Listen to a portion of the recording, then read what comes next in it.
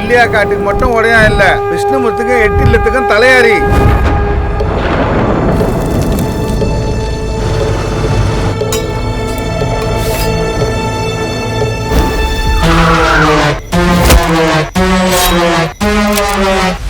என்னடா உதயாது, இதுல சந்தன வாசனையே வரல.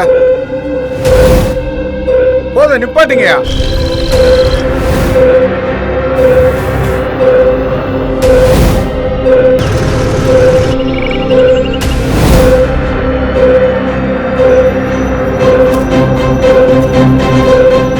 பரம்பரையினால வருது இல்ல, கர்மாவால வருது.